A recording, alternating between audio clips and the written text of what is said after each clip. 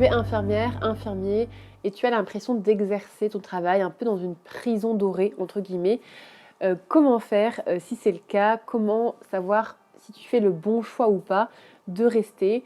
Comment savoir si c'est le temps de quitter cette fameuse prison dorée? Je suis très heureuse de te retrouver pour cette vidéo. On va aborder le sujet de voilà, comment faire justement quand je me sens un peu dans une prison dorée et que j'ai envie de quitter mais que je me pose plein de questions, notamment tout ce qui est sécurité financière, le confort, etc.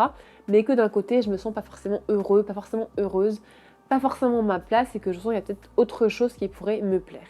C'est un sujet qui est, je trouve, assez intéressant, dont on ne parle pas beaucoup.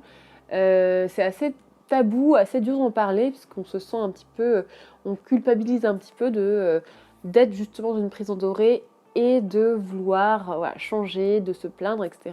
Et du coup, c'est un sujet que j'ai abordé assez récemment avec des infirmières, et du coup, je me suis dit, ça vaut le coup d'en faire un contenu, ça vaut le coup d'en parler de manière un peu plus générale.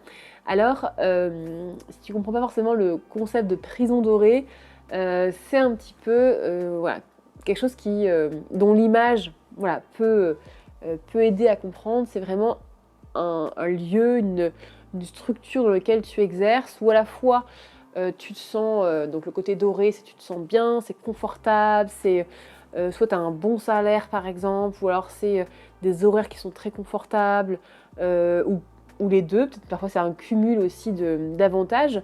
Donc tu as un certain nombre d'avantages qui du coup font que c'est tout doré, ça paraît tout joli, tout beau, mais ça devient justement une prison, le concept de la prison dorée, parce qu'en fait tu t'y sens tellement bien, enfin tu t'y sens tellement bien, ça paraît tellement bien, il y a tellement d'avantages que du coup tu n'arrives pas à quitter. Et pourquoi tu veux quitter? Parce que finalement tu te sens un petit peu étriqué, un petit peu, soit tu te plais pas, soit tu t'ennuies, soit tu aimerais évoluer, du coup tu ne peux pas le faire.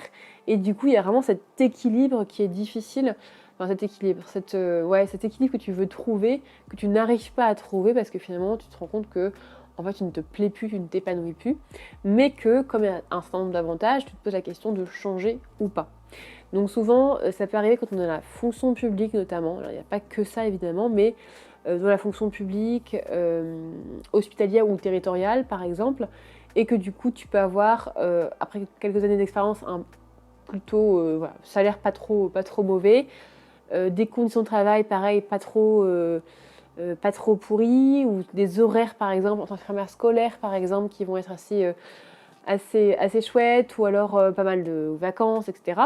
Et que du coup, tu vas te dire, bah voilà, j'ai tout ce confort-là, mais d'un côté, dans ce que je fais, je me plais pas, je me sens pas utile, je me sens pas reconnue, je me sens pas à ma place. Donc comment faire justement quand voilà, tu oscilles un peu entre ces deux choix? Déjà, la première chose, c'est que j'ai conscience que c'est pas évident de le verbaliser, c'est pas évident d'en parler non plus.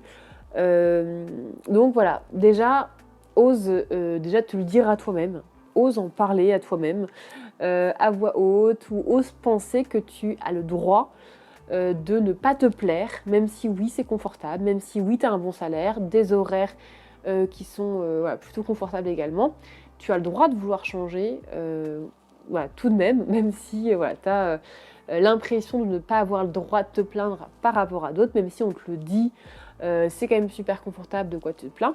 Tu as le droit en fait de vouloir changer tout simplement, de plus te sentir si confortable que ça, malgré voilà, tout ce confort que peut t'amener ton service ou ton poste ou ta situation actuelle. Donc maintenant, comment faire le bon choix si tu en es là? Le choix en général, c'est je quitte ou je pars. Comment je quitte cette prison dorée? À quel moment je pars? Comment savoir voilà, si c'est le bon moment de partir ou pas? Donc une fois que tu as commencé à le verbaliser, ce qui peut être aussi intéressant, c'est de commencer à en parler. Alors aux bonnes personnes évidemment, commencer à en parler à des personnes qui vont te comprendre, parce que c'est vrai que tout le monde ne peut pas forcément le comprendre. Moi, ce que je te recommanderais évidemment, c'est d'en parler au sein de la communauté Charlotte-K, où il y a voilà, des infirmières, des infirmiers qui peuvent vivre des choses comme toi et vont le comprendre. Tu verras juste dans la description de la vidéo un lien vers le groupe Facebook. Le groupe Facebook, c'est un groupe qui est ouvert, où il y a un peu plus de 20 000 infirmières, infirmiers qui échangent sur des évolutions de carrière après infirmière, sur un mieux-être au quotidien et qui pourront sûrement être une oreille attentive pour t'écouter déjà et éventuellement partager leur propre retour d'expérience. Maintenant, voilà, à quel moment c'est plus confortable? Pour le coup, c'est vrai que ça dépend de chaque personne, ça dépend de ta situation, ça va dépendre de le timing qui sera bon pour toi. Parfois, si on hésite comme ça aussi longtemps, c'est que il y a justement des choses qui nous retiennent. Par exemple, j'ai un bon salaire et comme en ce moment j'ai besoin d'argent particulièrement, du coup je peux pas forcément me permettre de franchir le pas maintenant, tout simplement pour des raisons financières ou par exemple pour des raisons on va dire de confort personnel ou familial.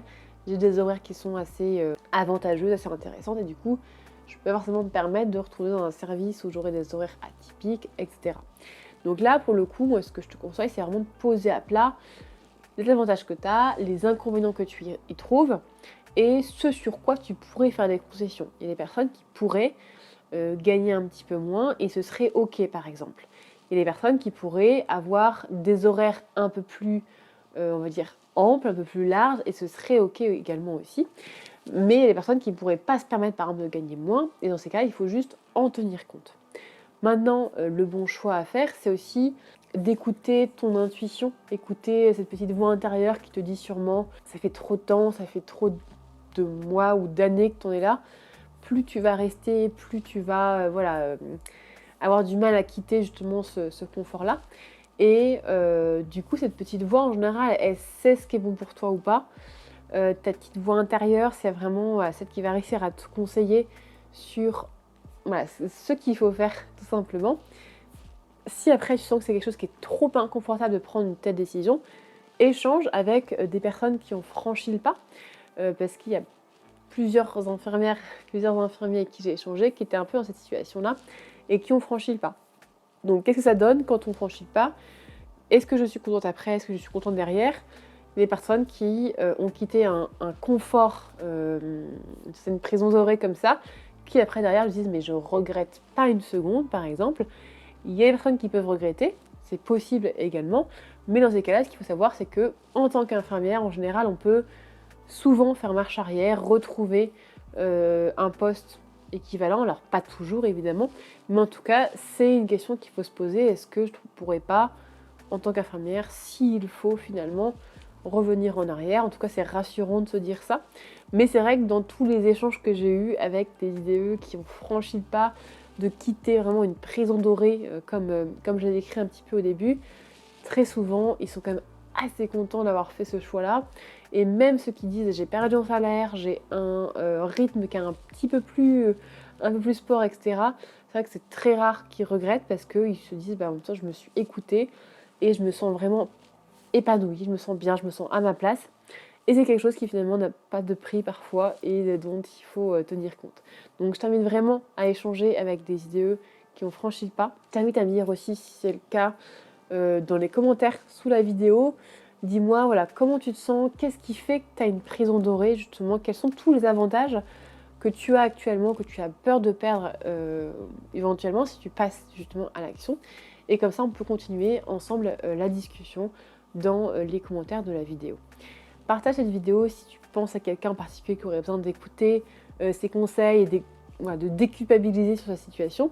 Et pense à t'abonner également à ma chaîne pour recevoir les notifications et ne pas manquer les prochaines vidéos où je parle d'évolution de carrière ou de mieux-être au travail pour les IDE. Puis je te dis à très vite.